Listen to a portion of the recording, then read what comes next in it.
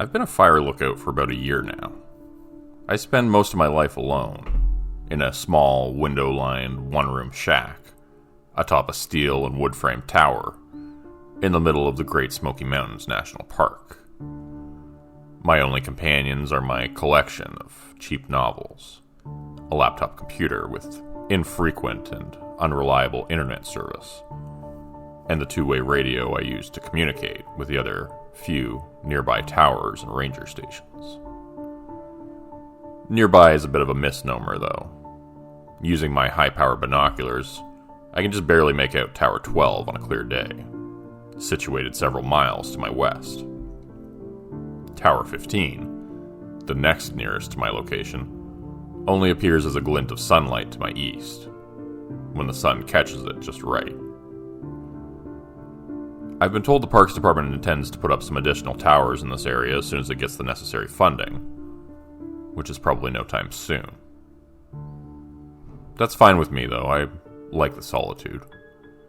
It helps quiet my mind, keeps the memories at bay. Mostly. I occupy most of my days either with a simple maintenance in and around the tower or scanning the dense sea of trees all around me for any signs of trouble. It's been a dry year, so the threat of fire is a constant one. This particular afternoon, I was clearing some brush from around the base of the tower that had begun to encroach on the fire road that led from my tower back to the nearby ranger station, 20 miles away. Even with the heavy suspension of the government-issued Jeep nearby, there was a harsh ride in the best of times. I had just finished dragging some brush cuttings off into the tree line when the radio clipped to my belt squawked. "Tower 9, this is Tower 12, do you copy?" It's Billy Johnson, my supervisor. Nice enough guy, I suppose. Tended to leave me alone most of the time. I straightened up and stretched my back, wiping the sweat from my eyes with my forearm, and keyed the microphone attached to my shoulder. "Go for Tower 9, I replied as I replaced the shears and bow saw to the small storage shed near the base of the stairs. "John, do you have eyes on a bit of smoke north to your position?" "Stand by, Billy," I said, snatching up my water bottle and jogging up to the metal staircase that wound its way around the tower. I didn't bother locking the 8-foot chain-link fence that surrounded my little compound. Chances were that I'd be back here soon enough. Reaching the top, I stepped through the trap door and onto the walkway that surrounded the cabin, closing it behind me. It was a habit at this point. The last thing I needed was to take an errant step and tumble down through the open trap door. I'd probably end up breaking my neck. As I passed by, I reached into the open door of the shack and grabbed the binoculars hanging on a nearby hook. Rounding the railed corner of the walkway and turning my attention to the dark green blanket of trees stretching out before me, I saw the smoke almost instantly. A thin trickle of wispy white haze rose lazily above the canopy some distance off. Probably just some campers, I figured. Though there weren't any approved campsites in that area, we always had more than a few folks every season who decided that camping off trail in the deep bush sounded like quite a hoot. Most of them come back just fine, oblivious to the danger that this wilderness presents to anyone not adequately prepared for its risks. Some of them have been brought out by search and rescue. Some of them just don't come back. A member of the Rangers, or maybe even a random hiker, will occasionally trip across the deserted remains of a campsite and report it in. Those are the spooky ones. The ones where the people have just vanished and left behind a perfectly set-up campsite. No explanation, no clues. Just a deserted clearing, often with perfectly intact tents and personal effects. But there are bears and mountain lions, along with a handful of lesser predators that roam these forests. And sometimes they get hungry enough to stalk and even to kill humans. And that doesn't even take into consideration the much more likely probability that folks step out of their tents at night to take a piss in the woods and very quickly get lost and can't find their way back to their camp. Most humans aren't suited to survival in the wilderness, unfortunately. My radio squawked again. Tower 9, what's the word? Yeah, I see it, Billy. Looks to be a couple miles due north of my tower. What's your plan?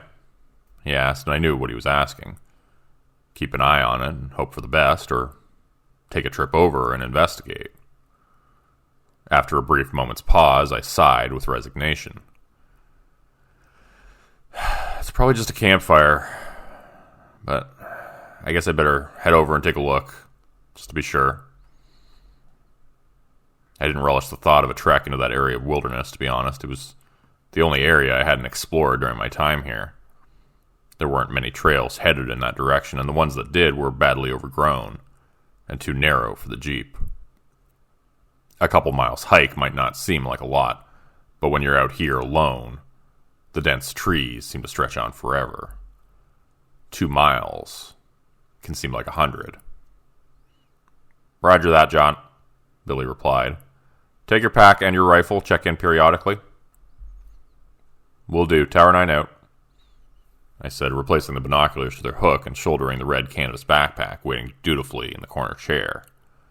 I grabbed the rifle from its rack over the doorframe, checked to make sure it was loaded, and headed out. As I locked the gate behind me, I threw my pack into the back of the Jeep and set the rifle beside it. The Jeep wouldn't get me too far before the brush made the trail impassable, but if it saved me even half a mile of hiking, it was well worth it. The sun was still high in the sky. I had plenty of time to get there and back before dusk, as long as I didn't dawdle. I started the engine and put the Jeep into gear, turning the wheels towards the unmaintained trail to my right. After only a few moments, the trees and canopy obscured any trace of the watchtower behind me. I was actually able to push the Jeep farther than I expected, a pleasant surprise. I was probably a mile along the trail before it shit the bed, and a massive pine lay across the path, much too large to go over. The dense underbrush around me precluded the possibility of going around, and I immediately lamented not bringing the chainsaw with me. Cutting it up and winching the pieces out of the way wouldn't have been too difficult and would have saved me a ton of trouble. With a quiet curse, I stepped out of the Jeep and grabbed my gear from the back seat. I smiled to myself as a quote from a certain fictional adventure-seeking archaeologist suddenly came to mind. We walk from here. Making sure to mark the location of my Jeep on my handheld GPS so I could find it again, I stepped over the thigh-high tree trunk and continued along the path. According to the estimate I had made before leaving, the trail I was walking seemed to head in the direction of the smoke, which was a blessing in my book. The less time I had to spend bushwhacking, the better. The trail continued to narrow as I expected, and before too long I was brushing branches and leaves with my shoulders as I walked. The trees, which had been alive with chitterings and chirpings of animal life back at the tower, now seemed muted. The forest around me was growing denser, feeling oddly claustrophobic at times. I checked in with Billy a few times, advising him of my progress, and promising to maintain periodic checks. He advised me that a weather relay had come in from the ranger station indicating an approaching storm that would likely reach us before nightfall. A quick check of my watch made me wince. I had already spent more time than I had predicted. Maybe it was best to turn around and head back. The last thing I wanted was to get caught out here overnight with minimal supplies and in a rainstorm. I wasn't worried, but it sure wouldn't make for a comfortable overnight. If I had been further from my destination, I probably would have turned back right then. I wish I had.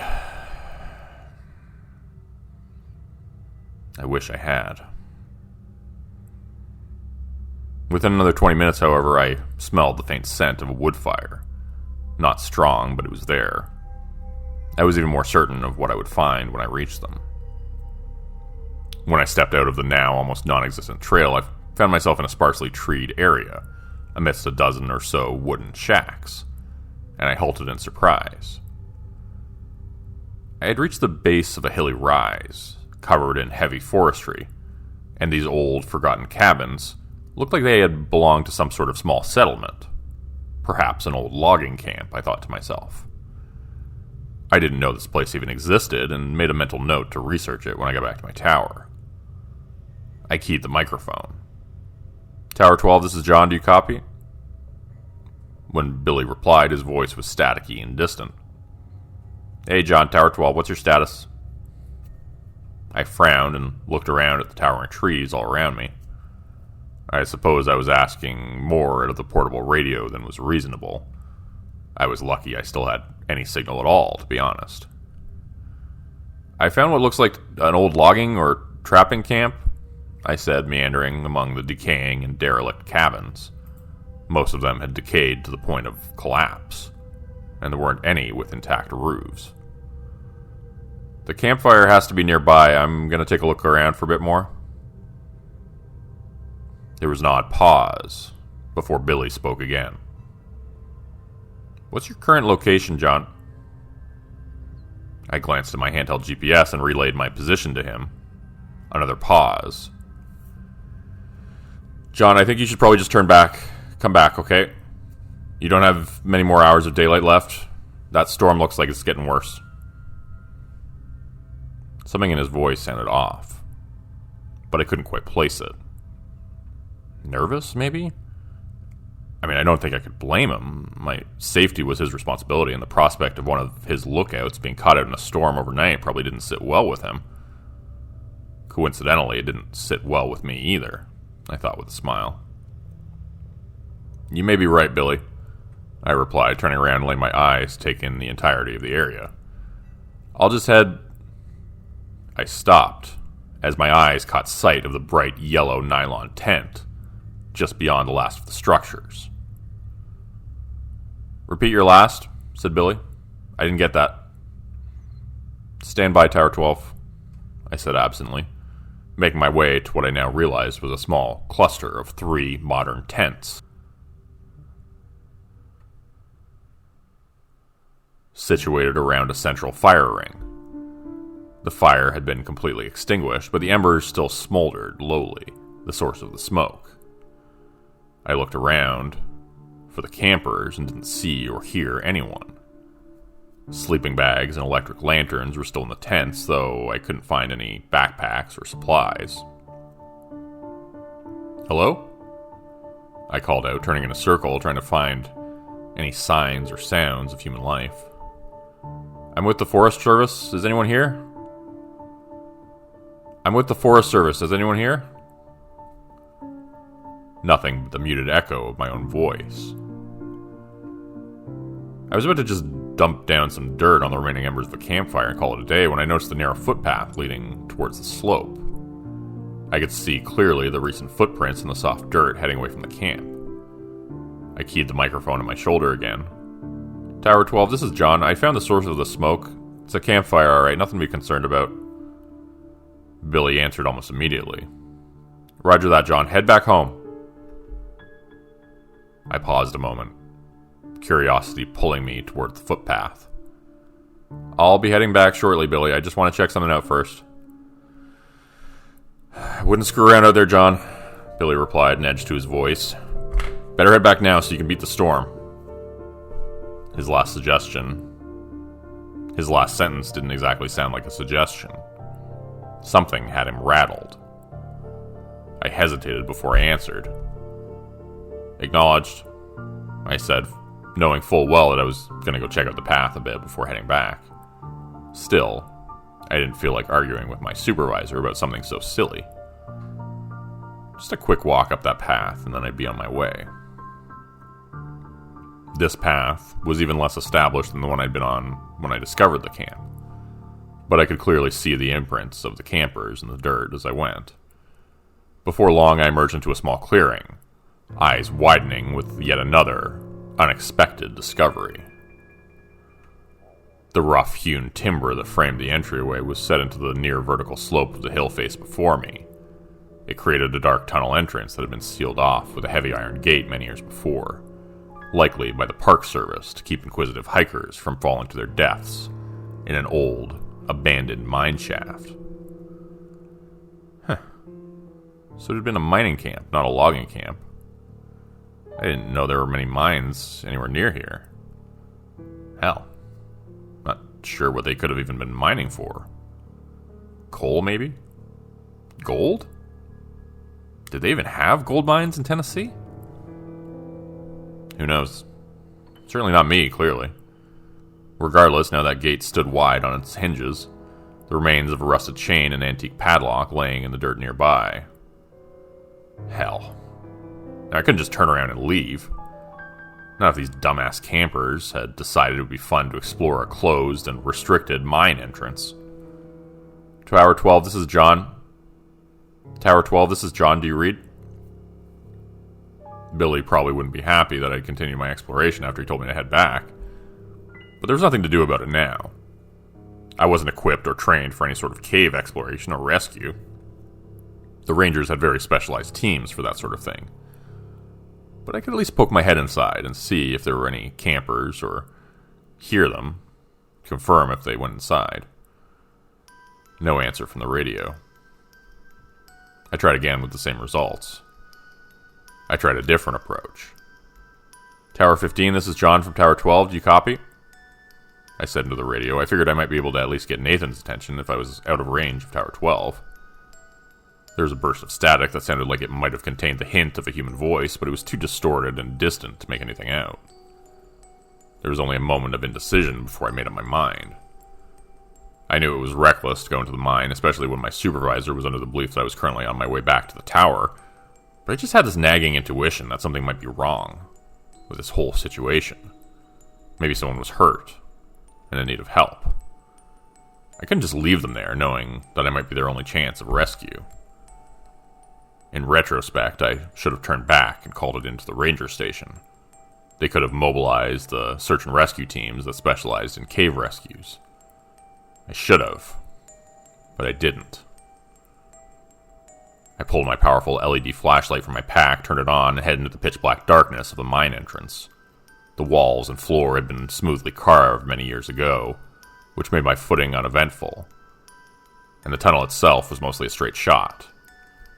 Several times during the first few minutes, I turned back to watch the bright square of daylight at the entrance gradually shrink to a pinpoint of light. By the time I had taken the first dogleg turn of the tunnel, I was in complete darkness.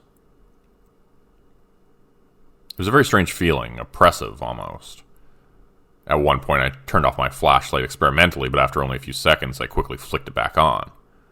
In that time, my heart had been pounding in my chest, and some primal fear had begun growing inside of me.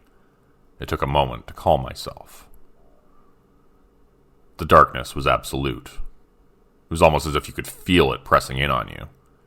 My footsteps seemed much louder than they should have on the dirt floor, and the air was beginning to grow cold and damp the further I went. After another 100 feet or so, the smoothly carved tunnel ended abruptly in a wall of rubble. I couldn't tell if it was a cave-in at some point or if this was simply where the miners stopped digging and hadn't bothered to remove the debris. But either way, it certainly appeared to be at the end of the line. And then I saw it. I almost missed it because of the way the light and shadows played over the head-sized rocks strewn before me, but when I looked closer, I realized I was looking at a ragged hole in the wall. It was only 5 feet across or so, and definitely didn't look like the deliberate formation of the tunnel I was standing in now. It almost looked like the miners had broken into a natural void of some sort. Interesting, but there was no way in hell I was going in there. I was definitely not trained or outfitted for any sort of spelunking trip, and it didn't seem the sort of thing suited to the learn-as-you-go method. Just as I was turning back to make my way out of the mine, I heard the distant sound of voices echoing from the opening in the stone wall. The sound was faint and may have just been my imagination, but I didn't think so. "Hello?" I called, pressing my face into the black abyss of the hole. "Can you hear me? I'm with the Park Service. I'm here to help you." Nothing. The air from beyond the breach was cold and smelled stale, old, wrong. It felt as if I didn't belong here. None of us did. There was a long moment of unbroken silence, and then I heard a voice again. Closer this time. "Did you hear that?" it said, presumably to a companion. It sounded like a young woman. Nervous. Uncertain. "Hello? Someone there?" That settled it for me. I carefully crawled through the opening into the space beyond. Shining my light around, I found myself in a small, natural chamber, maybe 30 feet across, and with an uneven ceiling of jagged rock that barely cleared my head. The first thing that caught my attention was the cracked lantern laying on the ground. It looked old. Very old. Maybe 100 years or more. A thick layer of grime and age covered its soot-blackened tin surface, and the glass was thick and uneven. Beside the askew lantern was a small, leather-bound book, partially buried in the dirt and dust, with a moldering leather strap securing it closed. It looked like a journal, and without a thought I tucked it into my backpack, raising my light back up to scan around the room. "Hello?" I called again. I didn't hear the voices anymore, but the narrow beam of my flashlight illuminated another tunnel in the far corner of this room, mired in darkness. "Can you hear me?" Once again, I got that feeling that something wasn't right. And then the voice came again. Closer this time. "Did you hear that? Hello? Is someone in here?" she asked, her voice trembling with apprehension. I hesitated, frowning. Something didn't seem right about the voice, but I couldn't put my finger on it. Before I could summon my words to respond, another voice called out. This time, it was clearly the voice of a young man. "We can hear you moving around in there. Please, help us. We're lost and our friend is hurt." Hear me moving around in there? I was shouting to them. I sure as hell wasn't trying to hide. Could they not hear me for some reason? I stepped forward to the secondary tunnel and raised my voice again. "I'm with the Forest Service. Can you follow my voice?" It was then, when I reached out to steady myself against the wall of the tunnel entrance, that my hand met something wet, and I recoiled in disgust, thinking I had just grabbed a handful of some subterranean slime. When I shone my light on it, however, it became very clear the reality was far worse. Blood. I stepped back, trying to keep the panic that was fighting to take control of my rationality at bay. I needed to keep a level head for now. Panning my light around, I saw an astonishing amount of blood painting the wall and floor in front of me. Somebody had definitely been hurt. And badly. With blood loss like this, I wasn't sure I'd be able to stabilize them long enough to rescue. With blood loss like this, I wasn't sure I'd be able to stabilize them long enough to get rescue in here. What the hell happened here? And why did the hikers continue into the cave after one of them was injured this badly? Unless they lost their light and got turned around, there was no way for them to get lost. There hadn't been any branches to this tunnel since I first entered. All they had to do was turn around and walk until they saw daylight. The man's voice called again, colored with the unmistakable tinge of fear. "What the fuck is that? Hurry up, Becky, take my hand!" He seemed to be getting closer, at least. If I could guide them to my voice, maybe I could get them out of here. Get to higher ground and radio for rescue evac. They had a helicopter permanently stationed at the main ranger station. It could be here in 20 minutes if I was able to reach them. The woman's voice came again, and this time I froze. "Did you hear that? Hello? Is someone in here?" All at once it hit me, and the indescribable unease I had been mostly successful in repressing now fought back with renewed vigor.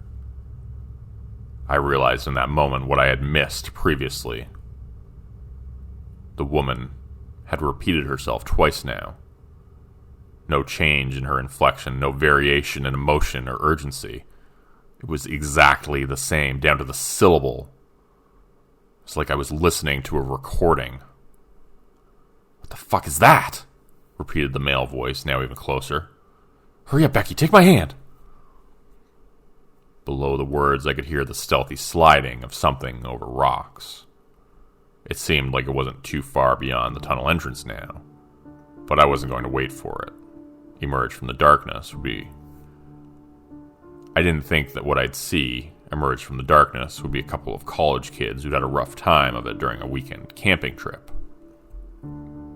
Now allowing my panic to run free, I turned and threw myself through the cave breach and landed roughly on the flat stone floor of the mine shaft beyond, skinning my hands to hell and banging my knee on a rock. Scrambling my feet with a hiss of pain, I ran as fast as I could, not realizing until I finally burst into the waning light of the late afternoon that I'd lost my rifle somewhere in that cave. It was darker than it was when I first entered the mine, and a quick glance to the sky showed the angry black thunderheads that had moved in as promised, much faster than I had expected. I quickly swung the iron gate closed on screeching hinges and looped the chain between the bars as tightly as I could, securing it rather lamely with the hasp of a broken padlock.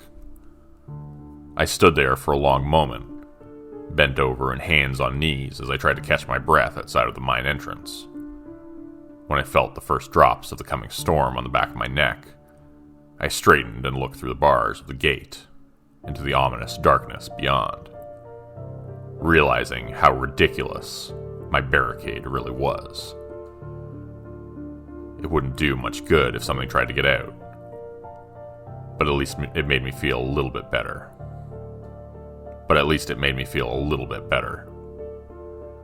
Until I heard the voice echoing from the mine shaft, getting closer. It was unmistakable, uncanny. Hello? Can you hear me? I'm with the Park Service. I'm here to help you.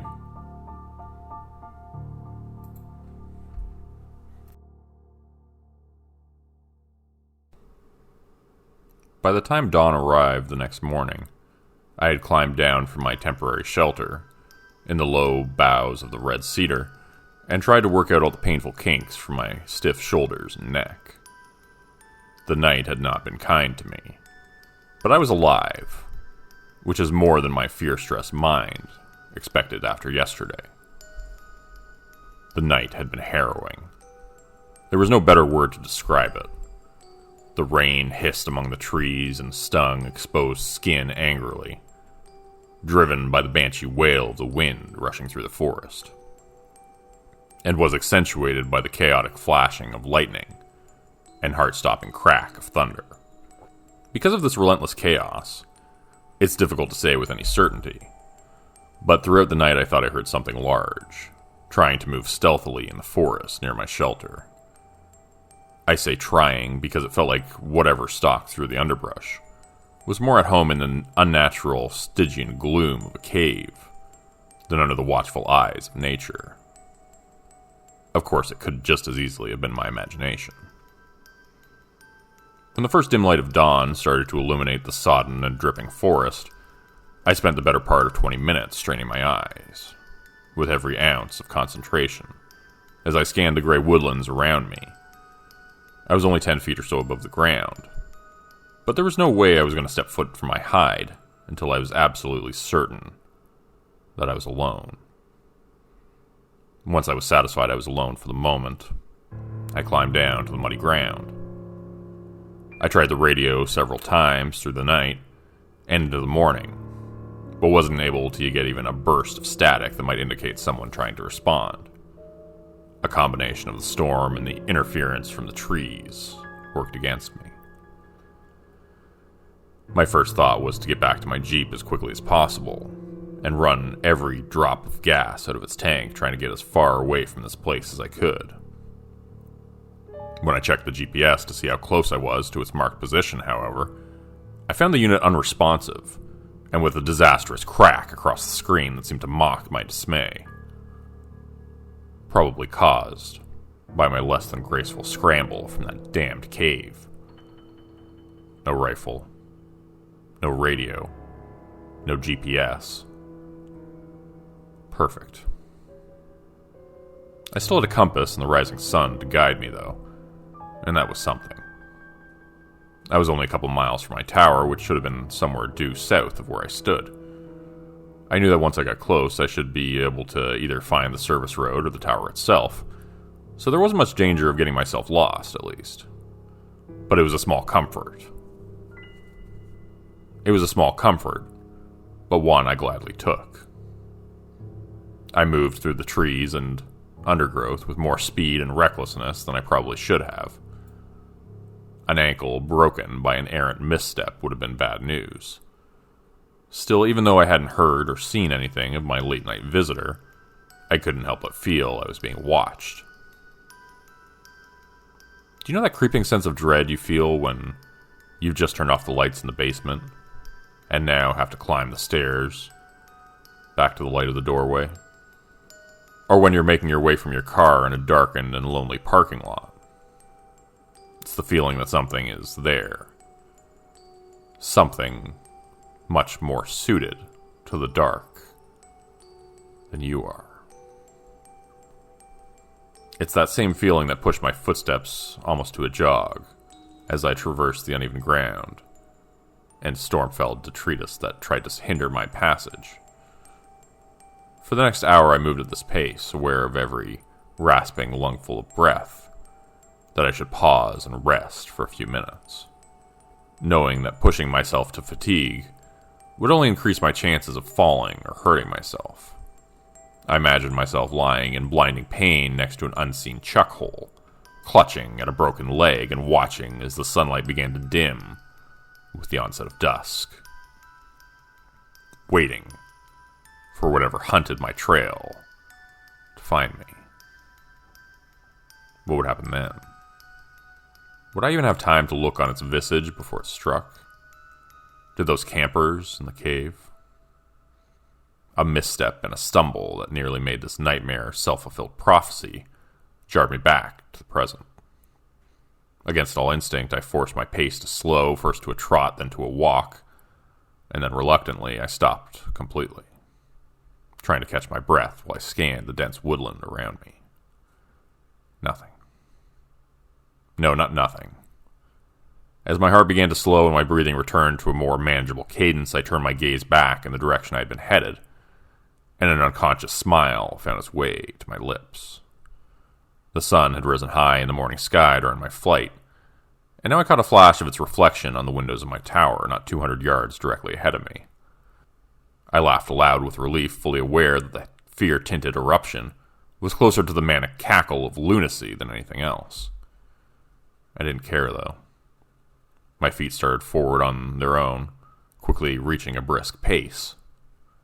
A few minutes later, I burst out the trees into the maintained clearing surrounding my tower, feeling the full sunlight on my face for the first time since yesterday. Had it only been a day?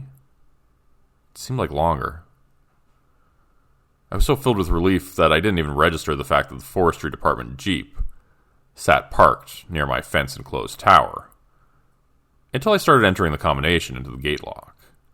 The faded white 12 emblazoned on the corner of the windshield told me that it was Billy's Jeep, which wasn't much of a surprise, I realized after a moment. After not hearing back from me, I was more surprised I hadn't returned to find an entire search and rescue team, making preparations to search for their lost puppy.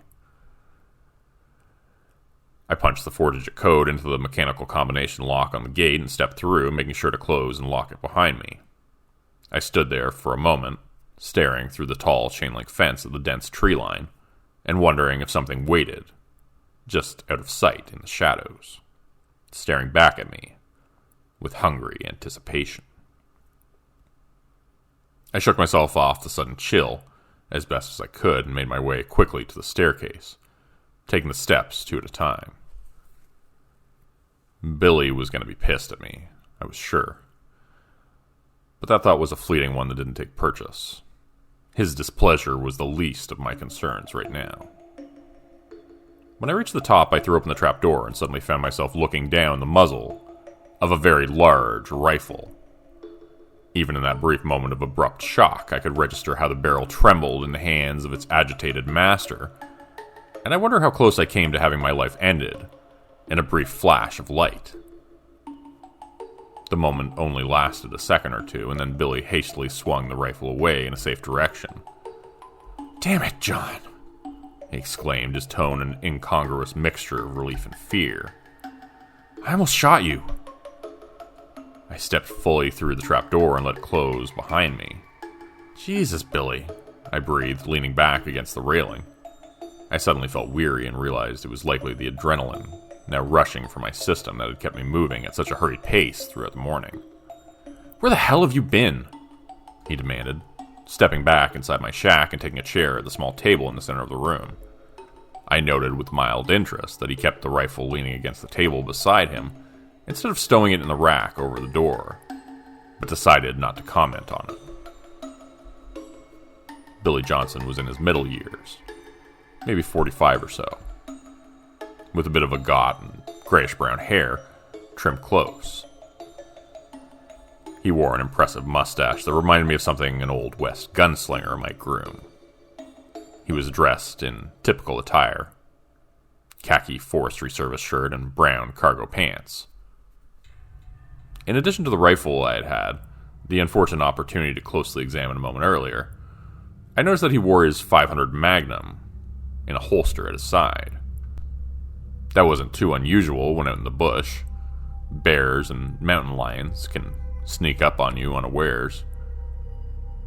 Having a hand cannon within easy reach goes a long way towards taking the fight out of them if necessary. It was a little unusual for a drive over to another tower, I suppose, but not exceptionally so, given the circumstances. I took the opposite chair, dropping my pack to the floor next to me. I realized my legs were still shaking anxiously, and I placed my hands on my knees to try to calm them. He was trying to deflect, but he was horrendously bad at it. He knew something. I was sure of it.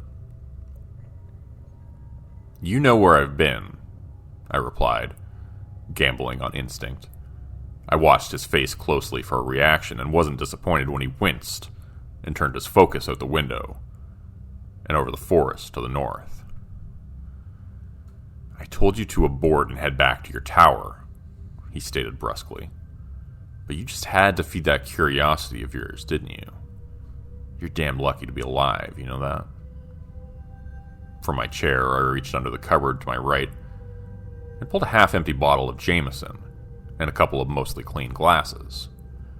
Billy turned his head and raised an inquisitive eyebrow. Alcohol was a no-no up here. When I poured and handed him one of the glasses, however, he accepted it without a word. I took a pull from the other. "It's my own damn fault, I suppose," he continued, turning back fully to me. "It's been so long since anyone's even thought of Camp LeClaire that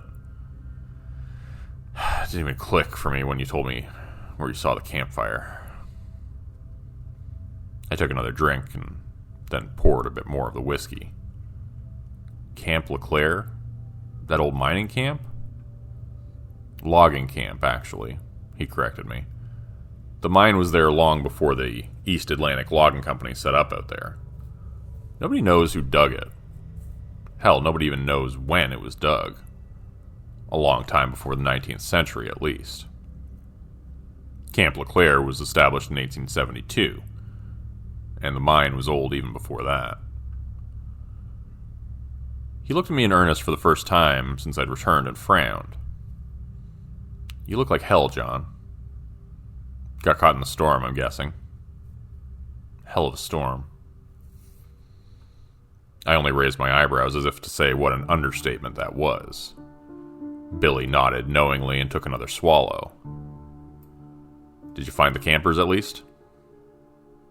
I shook my head and turned to look out the window to the north, where I could almost envision the black void of that mine entrance, staring back at me. "No. I tracked them to the mine, but lost them in the cave." I jumped when Billy's glass hit the floor and was out of my chair before I even realized it. Billy hadn't moved from his seat, but now both hands were splayed on the table before him, as if to steady himself. His pale blue eyes were wide and fixed on me. "You went into the cave?" he said, a sudden and horrifying realization dawning on him.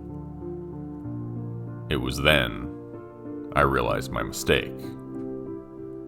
He hadn't known. He thought I had just discovered the camp and the mine and then got caught in the storm overnight. A close call, but nothing that can't be undone. Yeah, I replied, nodding slowly, deliberately. Yeah, I went into that cave looking for the campers. The gate had been cracked open already, not sure by when or who. I leaned forward in my chair and stared hard at him. Billy, there's something in there. I think it got those campers. I think it followed me out. Billy Johnson's face had gone white then, and I thought for a moment he might pass out. He scooped his glass up from the floor with numb fingers and poured himself another splash of whiskey, downing it in a gulp. When he spoke again, it sounded far away and distant. Kuatami. That's what the Chickasaw called it. And they were here long before we ever were. Angler is what the white man called it, among other names. Kuatami? He nodded. False brother. Lying man. Or something like that. Hell, I don't know. What do I look like, a translator? It means bad, no matter what language you speak. It means something is out there that isn't supposed to be. Something that was locked away a long time ago and forgotten. It was then that he stood and grabbed his rifle, as if suddenly remembering something. I need to get back to my tower and make a call. Now. I gestured to the radio base station sitting patiently on the table near the door. Why not use mine? Billy shook his head. Sorry, John, it doesn't work that way. Special phone. Special number. I just hope I'm not too late. I started to stand. I'll go with you, I said. He pointed a stern finger at me and narrowed his eyes. No. You stay here, strap on your handgun, and make sure it's loaded. His voice was calm, almost cold, and didn't leave much room for debate. Still, I had no desire to stay, alone with whatever this angler thing was roaming around out here. Billy, I can go with you, I can help. I started to argue, but was quickly cut off when he took a menacing step towards me, and I realized quickly how much I'd underestimated him because of his normally easy manner. You will stay in your goddamn tower and you will follow orders, he roared, and I took an unconscious step back and reclaimed my seat, only managing a shaking nod in agreement. He took a trembling breath, pointed at the radio, and said in a slightly less terrifying tone, "And keep that thing on. As soon as I'm back at my tower, I'll radio you with updates." A moment later, he was gone, and the trap door slammed shut behind him. I stood and retrieved the Pelican case from under my cot. Inside was the same model of .500 Magnum revolver that Billy had been wearing, heavy and cold in my hands. I loaded it and belted it on the leather holster, feeling the reassuring weight tugging at my waist. "John!" I heard Billy call from below and went outside to the walkway, leaning over the railing.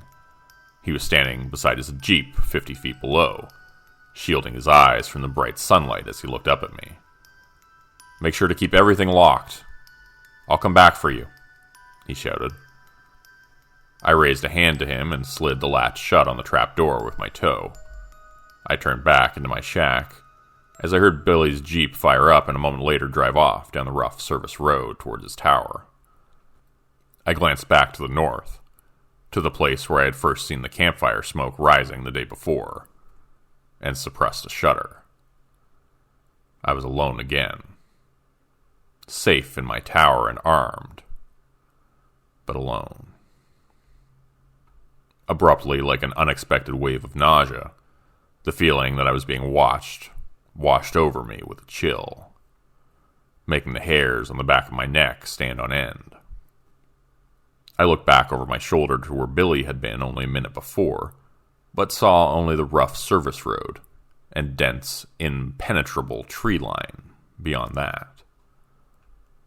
Probably just my imagination. But the feeling didn't diminish, and with every passing breath I was more and more certain that there was something nearby. Just out of sight, standing stone still in the gray-green foliage, waiting. I stood there a long moment, eyes straining for any hint of movement or alien shape among the shadows, but if there was, my human eyes weren't sharp enough to pick it out. I stepped back through the open doorway of my shack and dropped down into the chair again, my eyes catching the bottle of whiskey before me. I was tempted to pour another drink to help settle my nerves, but I could already feel the tickle of a buzz at the edges of my mind from what I had already drank, and quickly decided that was the last thing I needed for my reflexes and awareness to be dulled right now. I had made more than one poor decision in the last 24 hours. I didn't think adding another to the pile was such a great idea. Grabbing the bottle, I screwed the cap back on and reached to return it to the sparse cupboard to my right. As I did so, my boot caught my pack, knocking it over. Without a thought, I reached down to move it out of the way and then remembered the old, weathered journal tucked inside the front pocket, the one I'd found in the cave. I reached into the unzipped front pocket. For a frustratingly alarming moment, my searching hand couldn't feel anything in the compartment, and I feared that I had lost it in my chaotic escape. But then my fingers brushed the familiar shape and I withdrew it, setting it in front of me on the table. I could see the book much more clearly now in the daylight. It wasn't overly large, a little larger than my hand, and maybe the thickness of my thumb. There were no markings on the front except for a simple, grimy brass loop that secured the leather strap holding it closed. I wasn't sure I wanted to see what was inside, but I needed some answers. Anything. A stray sound from the trees below rose to my ears, and I froze, listening intently for more, but none came.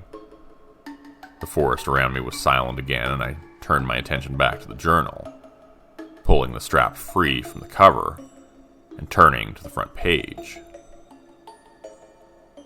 From the pocket of Andrew Robinson, it said. The writing was neat and compact and distinctly male. The ink was a rich black, scrawled upon brittle yellow pages, and though faded with the years, was still mostly legible. I turned to the next page where the entries began. I felt as though I had dropped into his account midway, as though this was just the latest in a series of journals that Andrew Robinson had been keeping. 23rd July, 1891. After nearly a week of hard overland trekking, we reached the abandoned camp late this afternoon, exactly where the old trapper said we would.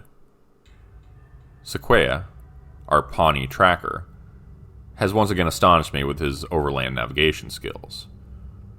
I must admit I was skeptical at the yarn the old trapper had spun in the crowded confines of the common house in Dun Creek, especially after I smelled the liquor on his breath. But the professor never doubted a moment. The man's instincts for reading human character are absolutely singular. The camp looks to have been abandoned, and I have to admit a certain unease as we inspected the rough cabins. There isn't a soul to be found, and it looks years abandoned. Yet everything stands as if awaiting the logger's return at any moment. Strange. 24th July, 1891. Our small troop of intrepid adventurers made camp in the center of LeClaire last night. Though the cabins likely would have been more comfortable, I doubt any of us would have felt at ease intruding upon them. Richards laughed it off when someone mentioned how peculiar it was that the loggers had departed in such a hurry, that they abandoned their personal possessions.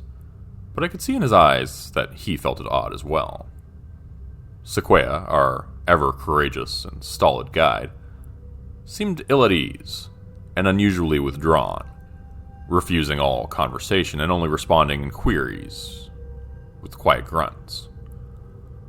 Something of concern hides behind his eyes, though, and I wonder at what it is. Only the professor seems unmoved by the unusually still atmosphere of this place, and his typical infectious positivity keeps working at our unease, keeping it from expanding beyond its current state. Today, we spent much of the day exploring the area surrounding Camp LeClaire, and the sunlight was nearly spent when Dobson burst back into camp with news of his discovery. We, all of us, raced at a moment's notice behind him, as he led us along an ill-used and nigh invisible footpath that led ever ascending upon the side of the northern rocky slope. When the path terminated, we were deposited before a truly curious sight. A barricaded tunnel entrance that had been bored into the rock face by some unknown hands. I suspect some sort of exploration tunnel, or added dug, in search of precious ores, especially given the nation's more recent history with gold fever. The wooden barrier that had been roughly assembled from a hodgepodge of heavy timber beams was curious, and several of our group commented on it, but the professor dismissed it as a triviality, so the matter was dropped. It is far too late in the day to proceed any further, but we plan to penetrate the barricade and enter the tunnel in the morning. The excitement among the men is palpable. 25th July, 1891. Sequoia is gone. He took his supplies and his prized Winchester rifle and fled sometime during the night like a phantom. This is a shocking blow to all of us, but none more so than to the professor, with whom the Pawnee tracker had partnered for a number of years across much of the eastern states. We have no explanation for his sudden desertion, and it sits unwell with the entirety of the group. The overall mood has darkened, I fear. Still, we must push onward. 25th July, 1891. Addendum. It took more than 2 hours of hard labor, but we were finally able to gain entrance to the mine shortly before noon today. Richards managed to get his boot caught between two heavy timbers as he stumbled forward, straining his ankle with a terrible cry. We feared it broken, but Dr. Franklin assured us that his bones seemed intact. Regardless, Richards was taken back to the camp, where he will convalesce while the rest of us make our entry. His part in our exploration has come to an end for now. We made our way in a single file through the added tunnel for some way before reaching its carved end, the light from our oil lanterns providing regrettably inadequate illumination over the rocky surroundings. When we reached the terminus of the mine tunnel, our hearts sank for a moment before the professor gave an exclamation of discovery and suddenly disappeared through a nearly hidden rift in the wall, surrounded by jagged rocks. We eagerly followed him through, careful of our footing as we went, and found ourselves in what I can only assume to be an accidental breach by the miners into a natural cave system.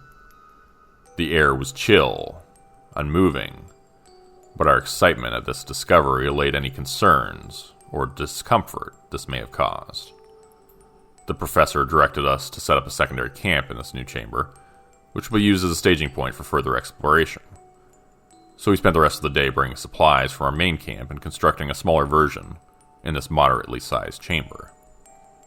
By the time we completed this endeavor, the efforts of the day precluded the start of the exploration until the group has had the opportunity to rest and replenish their energy.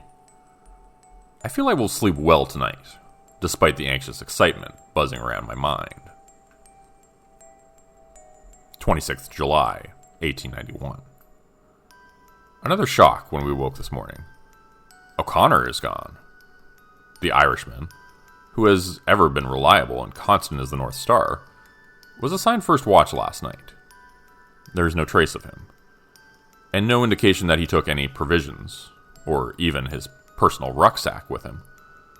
I fear his natural inquisitiveness may have gotten the best of him, and led him to explore the deeper caverns beyond our ad hoc base camp, for his lantern is the sole item that has gone missing with his person. The professor immediately rallied the rest of our small group, 7 in all now, and mounted a search for our lost companion. I tried to caution him against rushing into action, but he was not to be deterred.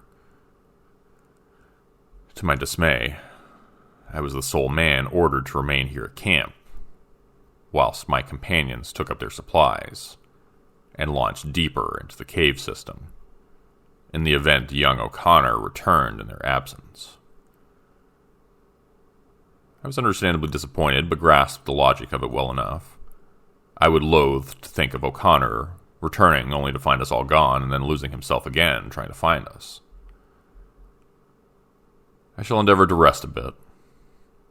With luck, my companions will return before long with our lost compatriot. 27 July, 1891. I am at my wit's end and am unsure how to proceed. It has been more than a day since the professor led the rest of the men in search of poor O'Connor, and I have felt their absence as keenly as I am aware of my own solitude in this cave. I have seen nothing of our missing companion or the party that delved deeper into the system yesterday morning, and I know their lanterns did not have sufficient fuel to carry them for this long. Without other means of illumination to guide their return, I fear they are hopelessly lost. I, myself, had to return to LeClaire for more lantern oil for my waning light. I must admit with no little embarrassment some reluctance to my return to this dark place, which no longer carries any of its former adventurous excitement or fascination. It is now nothing more than a doorway into the deep places below the earth, where men were never intended to tread. But the growing apprehension is not the worst of it. The sounds, by heaven's grace, the sounds. I first became aware of them last night as I dimmed my lantern and tried to set myself to sleep. At first it was only an indistinct and muted echo, which may have been interpreted as nothing more than the distant whistle of wind or other natural sound, distorted by the unique acoustics of this place. But then I heard the distinct tonal qualities that could only be a man's voice. I instantly rose and took my lantern, raising the flame and rushing to the entrance of the cave that had swallowed my companions. There I stood, listening with such keen focus that I felt beads of sweat upon my brow. I would swear upon a holy book that it was the distant calls of the professor himself, and I eagerly called back with as much fervor as I could summon, hoping desperately to guide them back to me. However, the instant I called out, the voices vanished, and I was met only with the suffocating silence of an open tomb. There I stood, straight as a sentinel, praying for a response from my friends. After several minutes of absolute silence, my thoughts began turning to dark things. I became painfully aware that anything beyond the weak cast of my lantern would be utterly invisible to me, but I, on the other hand, would be lighted as a beacon to it. I pushed these thoughts from my mind as forcefully as I could, inwardly chastising myself at seeing ghouls where none existed, and was about to call out again to my lost companions when I heard it. The voice came again, echoing from the claustrophobic abyss that lay before me, mired in the blackest darkness one could imagine. It was still some distance away, I estimated, but I was certain it seemed closer now. When the third time I heard it, I was just barely able to make out the words, but it was enough to be sure. My own words echoed back at me from the depths of that damned cave, and in my own voice. I staggered and nearly dropped the lantern at that moment. Could the legends be true? The professor always seemed to believe them, though I must admit I attributed his faith to the unwavering certainty he held in those things lost to antiquity.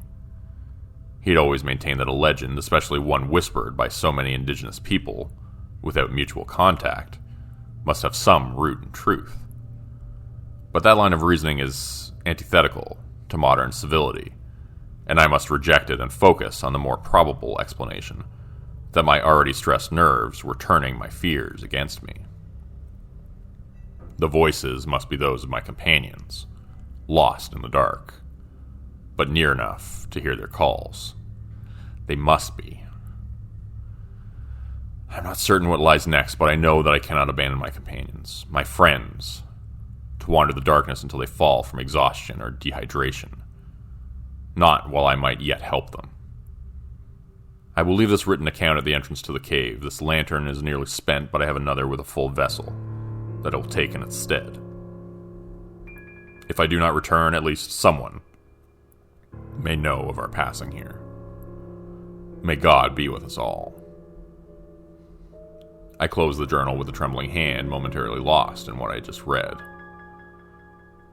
How is it possible? The journal was more than 130 years old. No animal alive then could be what pursued me now. What if it's not an animal? The sudden burst of static from Billy's call that simultaneously erupted from my radio base station and the portable handset clipped to my shoulder made me jump and drop the journal to the floor. Heart pounding, I cursed under my breath and keyed the microphone. Go for Tower 9, I answered, my voice tight. As I spoke, my eyes drifted out across the sky to the east where darkening thunderheads had been unknowingly gathering and marching slowly in my direction. I shook my head. Icing on the cake, I thought. John, what's your position? Asked Billy. The self-assured authority that had filled his tone before was strangely absent now, replaced with something else. Fear? I frowned a moment at the question before answering. Where do you think, Billy? I'm in my tower just like you told me. A strange pause before he spoke again. John, this isn't some sort of joke, right? You're not outside my tower? I was growing more agitated by the moment. What sort of question was that? I had no jeep. There was no way I could have made it to his tower in such a short amount of time, even if I'd wanted to. No, Billy, I answered with more force than I'd intended. I'm not outside your fucking tower. Why? I stopped mid-sentence, a horrified realization sweeping over me in that moment. I tried to speak, but my mouth had gone dry. Billy? Was all I could muster. The radio was silent as my eyes slowly drifted to the west, where I could just make out the small, lonely shape of Tower 12, barely visible over the darkening blanket of green. Was that a gunshot? Another night. Another goddamn night stuck in this window-lined prison. At least I have a good view. So I guess that's something. The storm raged all night again last night, and only let up just before dawn. At one point, the winds were gusting hard enough to rock the tower, which was a bit disconcerting, to say the least. As I stand out on the wet catwalk around my shack, I see that the clouds haven't let us go just yet, and look every bit as pissed off as they did yesterday afternoon. It seems like the last dry season has come to an end, which is good since I've been slacking a bit on my fire-watching duties over the last couple days. Gallows humor, right? It's either that or I'm sitting in the corner in a fetal position crying. I've been told by my ex-fiancée that I'm not an attractive crier. I haven't heard a peep from Billy since his last terrifying broadcast to me yesterday. I've tried to reach him several times since then, but no dice. I've also tried reaching Nathan and the ranger station, but all I get is static, even from my base radio set. When I first started here, I remember Billy telling me during my brief orientation that the radio should be able to reach out 50 miles or more. So I'm not sure what's going on with it. Update. I just took a quick look at the base station and found that the cable leading up to the antenna on the roof of the shack is now just a dangly thing swaying in the breeze. The storm must have decided it needed the antenna more than I did because it's gone. I can see where the screws were torn out of the wooden mast. And before you say anything about whatever this thing is that's been stalking around deciding to sabotage my radio, I should probably tell you that the wooden antenna mast looks like it's been around for a long time. The wood was probably dry rotted to begin with, and now that it's soaked, it's crumbled away in little wet brown bits as soon as I probed it with my fingers. Speaking of whatever this Kuatami or angler thing is, I'm just going to call it a mimic, I think. I haven't heard or sensed anything weird since yesterday. I'm assuming it's still over there somewhere, but I don't think it's nearby. If it's still anywhere around here, it's probably somewhere over near Tower 12. Or at least that's what makes the most sense to me, anyways. Which brings me to my shiny new lunatic idea. My Jeep. It can't be more than a mile down the northern track, still sitting there in front of that fallen pine. I could probably get to it in less than an hour, even with this wet and muddy ground. It had almost a full tank of gas, and I'm pretty sure I could outrun this mimic thing in it if I could get a straight shot to a service road. I definitely don't relish the idea, mind you. Every instinct is screaming at me to sit my butt right down, where I am in this tower. And I know that the ranger station will start getting a little antsy when Billy doesn't check in after a few days. But I'm also thinking they may extend it out a day or two in light of foul weather. Maybe 5 days at the outside, and then I'll have a ranger truck parked outside my tower. The question is what they'll find when they get here. See, I've been thinking about it. Billy definitely knew more about this thing than I do. Certainly enough to not open the door for it when he heard it outside, pretending to be a Girl Scout selling cookies. That makes me think that maybe the fence and the trap door might be not enough to stop it if it really wants in. As pants-shittingly terrified as the prospect of leaving the tower and making for the Jeep is, sitting here, cornered, in my window-lined shack, just waiting for it to show up in the middle of the night, is worse. At least I have a chance out there. I still have the Magnum. It's been holstered to my belt since yesterday. They don't issue pea shooters for bear protection out here. This thing is the most powerful handgun in mass production. It'll put down anything in North America, as long as you can hit it right. Any normal animal, anyways. Who knows what this thing is capable of. Still, it does provide a level of comfort and gives me some confidence that my plan may work, if luck's on my side. For now, I'm gonna try to eat a granola bar, to put something in my churning stomach, and try to build a little energy.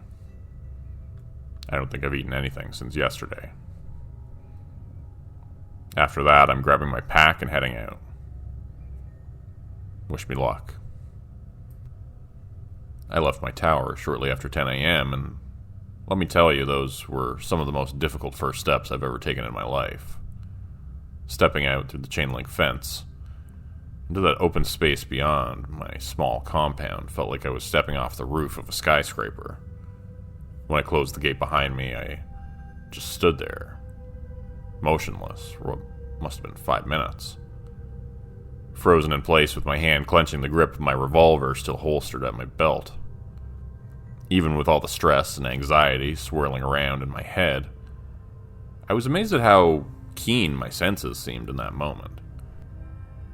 It felt like I could hear every rustle of leaves and smell every damp patch of moss in the thousands of acres of wilderness surrounding me. In that moment, I felt very small, very insignificant and trivial. When my chest began to ache, I realized that I'd been holding a breath in, subconsciously afraid to make even the smallest sound. I let it out slowly and forced myself to breathe normally again. Scanning the trees, I turned slowly in a circle, eyes searching for anything that seemed out of place, like it didn't belong. But there was nothing there. Everything seemed normal, at least to me. Casting one last look over my shoulder at the refuge of my tower, I started off along the seldom-used service road to the north, careful of my footing on the muddy and uneven ground. I allowed myself to move at a slow jog, fast enough to make good progress, but not so fast that I was announcing my presence to the world. Not so fast that I couldn't hear the forest around me over my own breathing. I stopped a couple times during my trek to catch my breath and take a drink of water, and thankfully still seemed alone and unpursued for now. I wondered if it was out there somewhere among the dense trees, hiding in the muted gray shadows of the forest. Maybe it was looking for me at that exact moment. Perhaps it had returned to my tower in my absence and found it empty, and was even now tracking my flight along this trail. If I paused long enough, would it suddenly appear, rounding the gentle curve behind me as it caught up to me? Or did it prefer to move more stealthily among the trees and underbrush, laying in wait alongside the path ahead, ready for my approach? I had to forcibly shake myself of that line of thought. It wasn't doing me any good now. I was committed to my plan. The thought of retracing my steps and returning to my lonely watchtower held just as much terror, because now it sat there unmanned, unwatched, and abandoned. And for all I know, the mimic could be there at this very moment, ransacking my shack. I definitely didn't want to walk in on that little scene. I can promise you that much. I ended up making surprisingly good time on that northern path. It was only about 30 minutes before I saw the dim shape of my Jeep, waiting dutifully in the middle of the path ahead. The matte tan paint job and black cloth roof stood out remarkably well against the muted greens and browns of the surrounding forest. Urging my pace to quicken, I covered the last 100 yards before I even realized it, and found myself standing at the door, hand on handle. I paused. A chill ran down my spine, inciting an unbidden shiver. I realized then how quiet the forest around me was, and wasn't sure how long it had been this way. I felt that something was out of place, and so did the native fauna. On any given day, the trees were alive with the sounds of wildlife. Squirrels and chipmunks chittered, insects buzzed, and 1,000 varieties of birds called and sang from the treetops.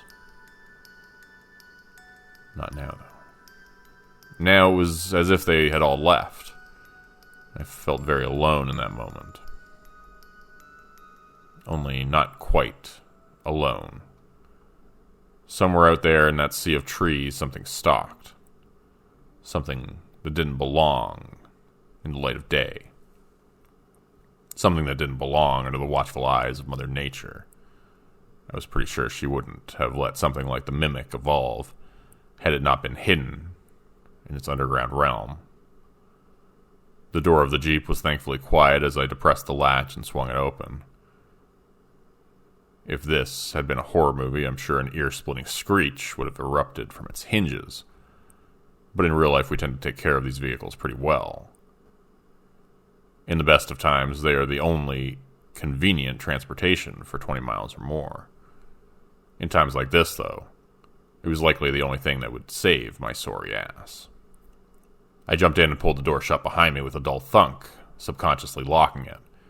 I almost laughed aloud when I did that. The entire top of the Jeep was nothing more than canvas and plastic windows. A feisty hamster could probably have penetrated my little haven, and I doubt the mimic would even think twice about it. The Jeep fired up immediately when I turned the key in the ignition, and I threw it in reverse for the most ungraceful 14-point turn you've ever seen on the narrow and muddy service road. And once I got it turned around, I didn't waste any time directing it back the way I'd come. The service road was really little more than an uneven and ill-maintained dirt trail, and was only ever used infrequently by the rangers and lookouts. As I'd previously mentioned, it was a rough ride, even for the heavy suspension of my trusty steed, so I had to keep it at a reasonable speed. The very last thing I needed was to snap an axle, or bounce myself right off the road and into the trees. Compound the condition of the trail with the fact that it constantly wound and curved as it progressed, and it meant that even my best speed wasn't too much faster than I could run on foot. That's okay. Once I got past my tower, the service road was generally better maintained, and followed a more or less straight path.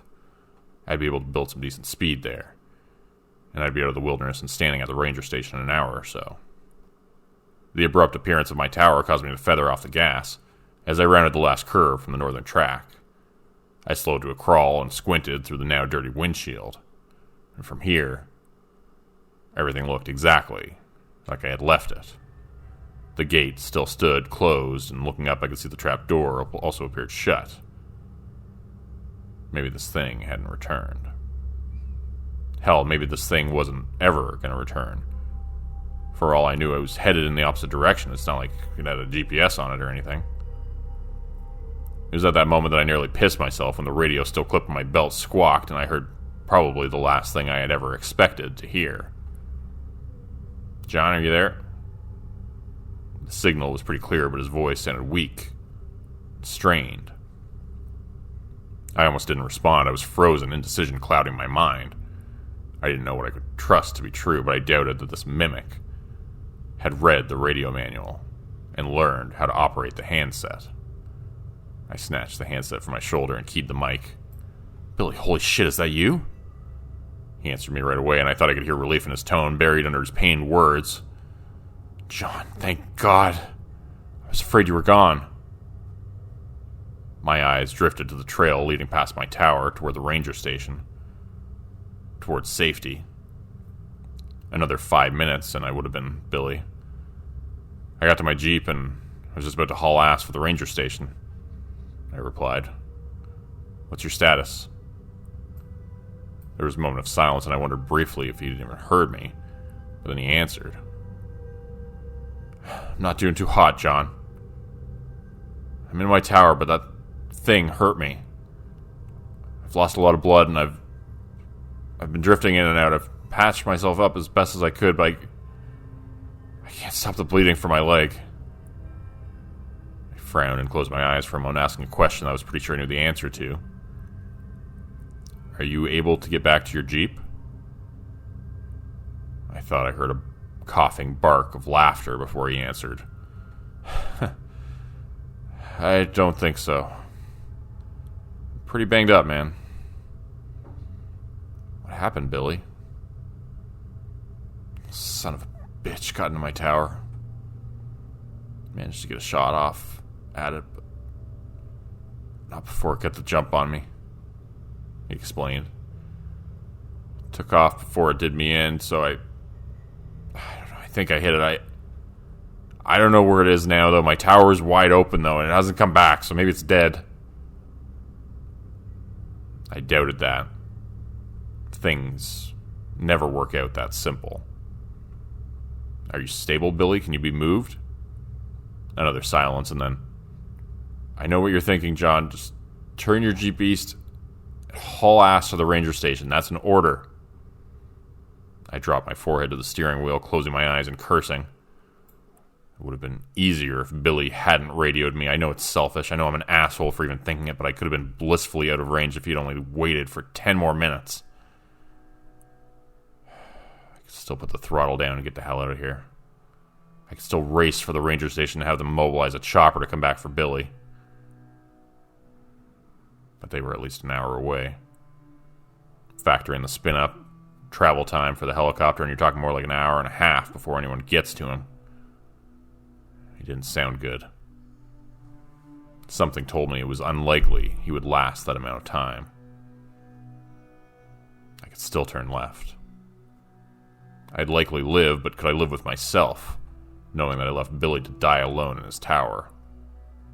What if our situations had been reversed? Sure, I might be saying the same words he was saying now, but in my heart I'd be pleading for that voice on the radio to help me.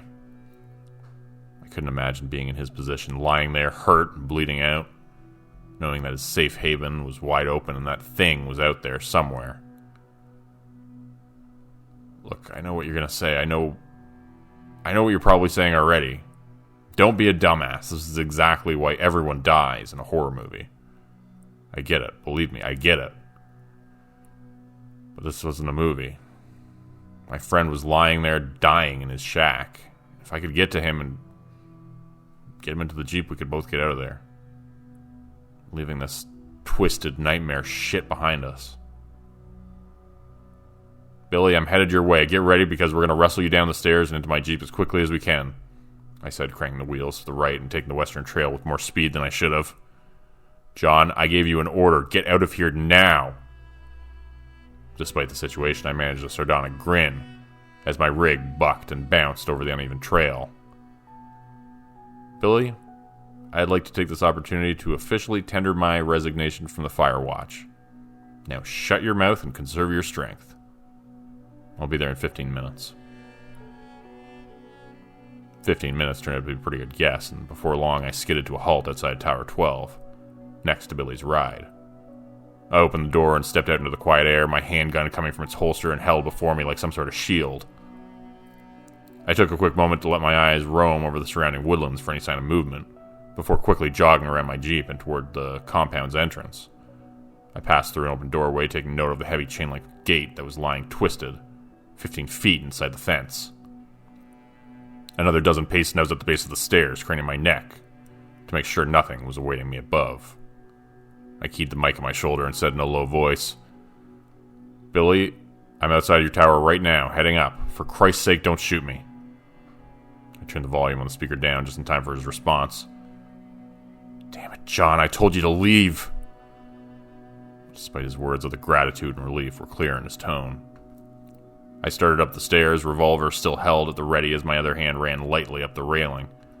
My eyes were drawn to the red-black spots staining the gray paint of the steel steps.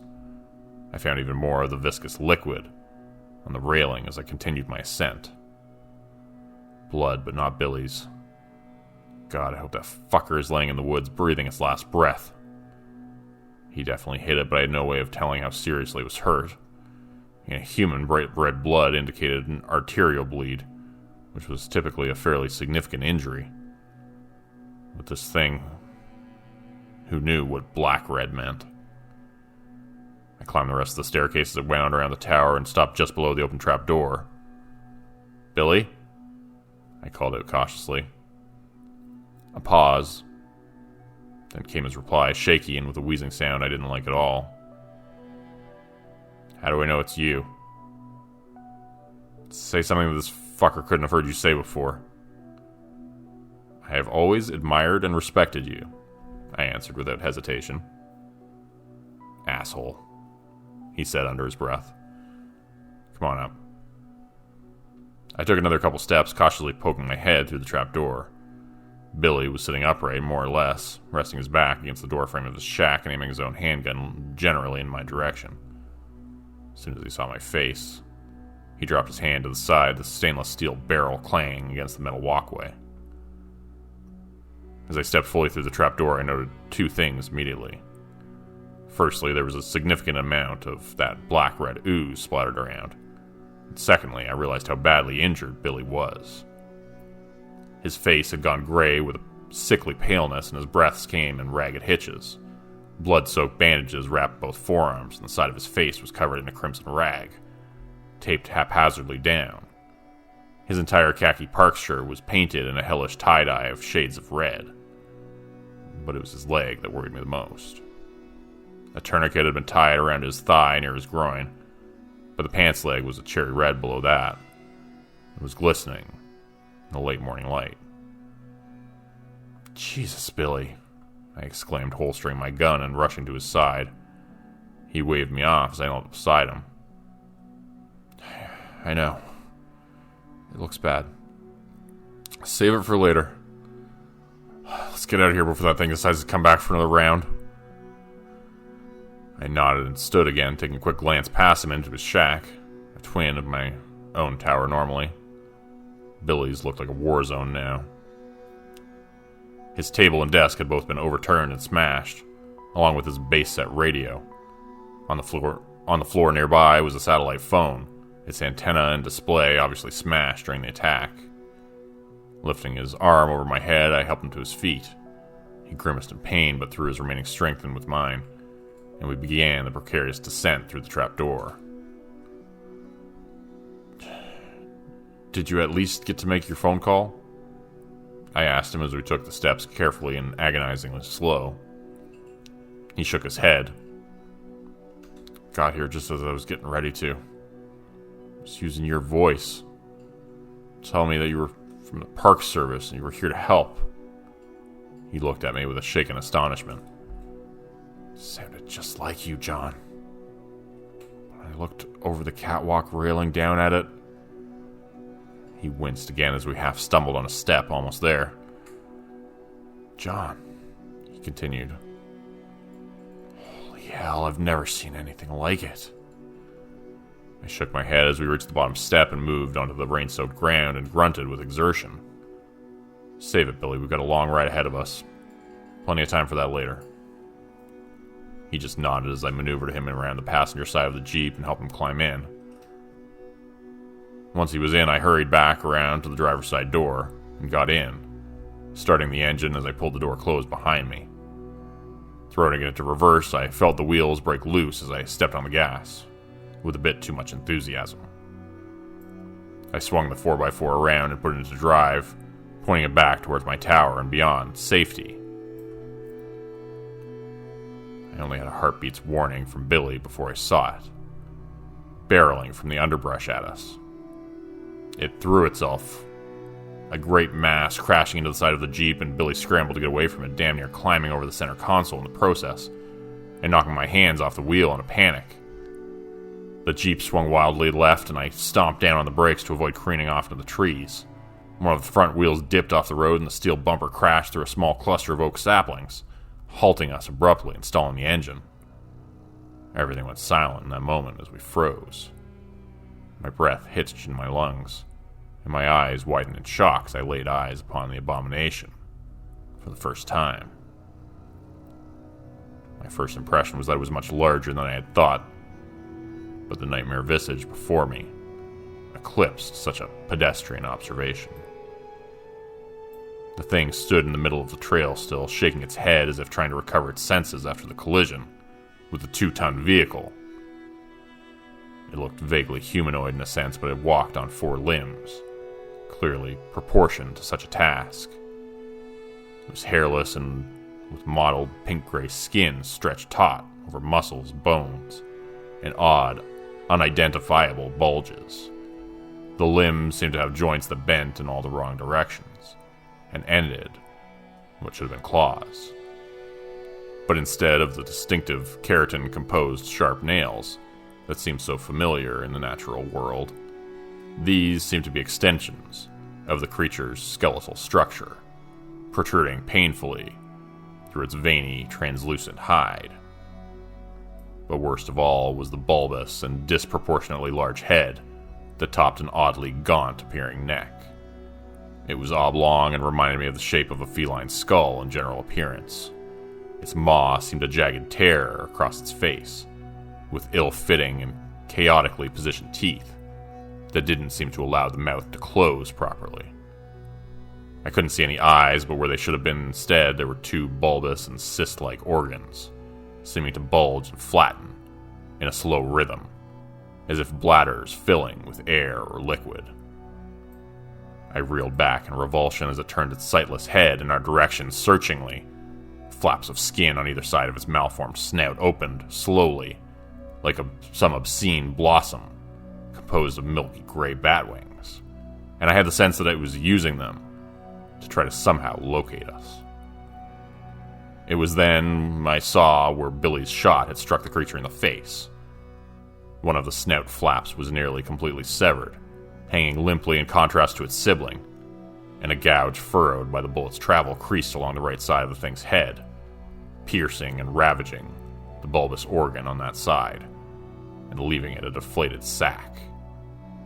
When it turned its head further in our direction, I could see clearly where it had bled significantly from the shot, but was horrified to see that the wound had already sealed itself, and a shiny silver scar was left to mark the incident. "I knew I hit you, you bastard," Billy whispered half to himself. The mimic stopped its motion, and we watched as the uninjured bladder on its head expanded like a half-filled party balloon.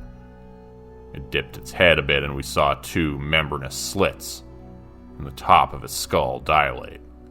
And a moment later, the twisted sound of a human voice assaulted our ears.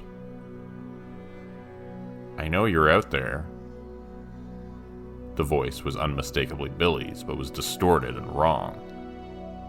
I thought that the wound from his gunshot probably had something to do with that. The thing raised its head again, turning a bit more in our direction, and took a few experimental steps forward. Again, it paused and lowered its head. This time, we heard what sounded like the pained roar of a beast, almost perfectly replicated, except for that same distortion that we had heard previously. Had this thing killed a bear? I held my breath as we watched it again raise its head and take a few more contemplative steps in our direction, slowly swinging its grotesque snout back and forth. I could see how the flaps of skin that were flared open where its nose should have been twitched minutely back and forth, and I felt like it was using them to listen for us. "It knows we're here somewhere, but it can't see us," whispered Billy, leaning close. "But if it gets close enough, I'm thinking we're done for." I looked over at Billy and realized that there was no way he'd be able to make a run for it in his condition. From the look of the thing growing ever closer to where we cowered in our Jeep, I thought it was likely we didn't have much time before it got close enough to hear our breathing, our heartbeats, or whatever, even inside the 4x4. And when that happened, I knew what would come next. Billy closed his eyes for a moment and turned to me. There was something in his eyes then, some sort of acceptance that I didn't like one bit. "Get ready with the cannon," he whispered. "You're only gonna get one chance at this fucker." "What are you talking about?" I asked.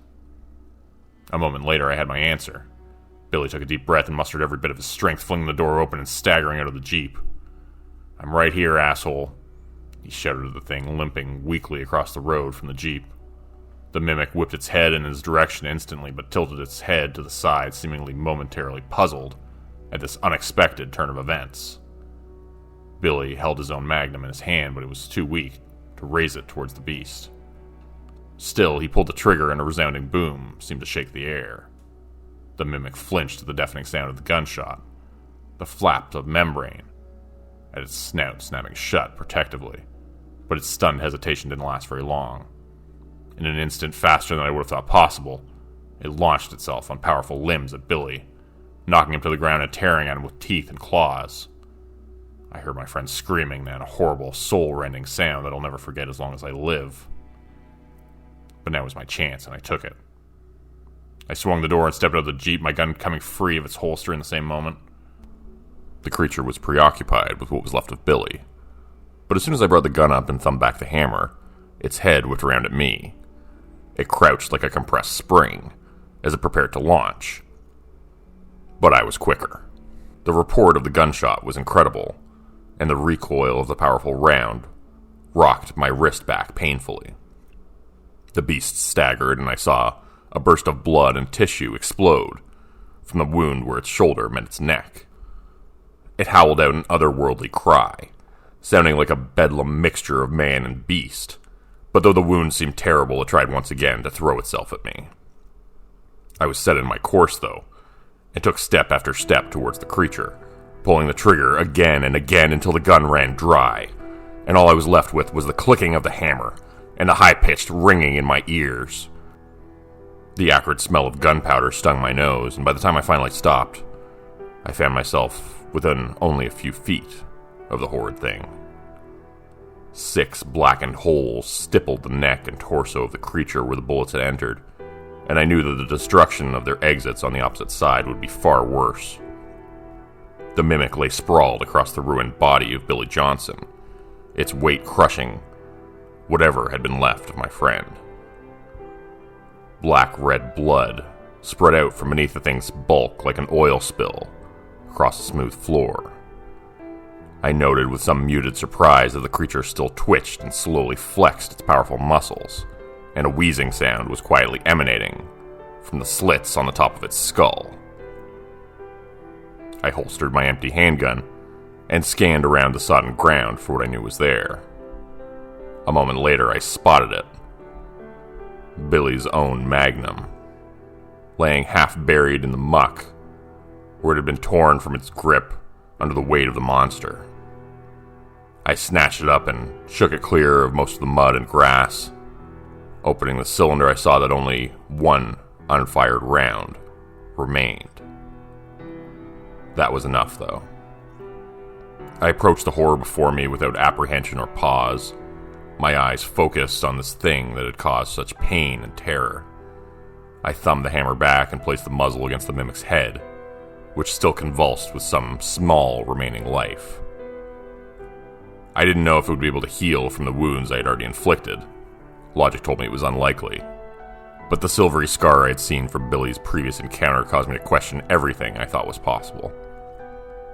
I felt the tremors from the creature vibrate through the gun as the barrel rested against its skull, right between where its eyes should have been. I tensed my finger on the cold steel of the trigger, and the crack of the gunshot echoed throughout the forest. It was done. But even as I walked back numbly to the Jeep and restarted the engine, I wondered if that was true. I thought back to the journal I had read, written more than 130 years before, and how it had alluded to the tales of this creature going back long before then. As I drove the Jeep along the rough and winding service road, I wondered at the possibility that what we encountered was the only one of its kind, that this same beast had somehow terrorized cultures separated from each other by great time and distance, spawning the legends that the author of the journal and his companions pursued. It didn't seem likely. And now, the door was open. Alright, so today's Fire Lookout story was brought to you by Dark Knight Tales. They're the author of today's story. They also have a YouTube channel where they do horror narrations. You can check out their channel on YouTube, Dark Knight Tales, with underscores between the words. And I'll link their YouTube channel and their author profile in the description below. They're also a very talented writer on Reddit No Sleep. Thanks for listening to today's story, everyone. Please like, subscribe, comment, and join me again next time for another creepy horror story narration at 4 p.m. Eastern Standard Time. Thanks. Have a great night.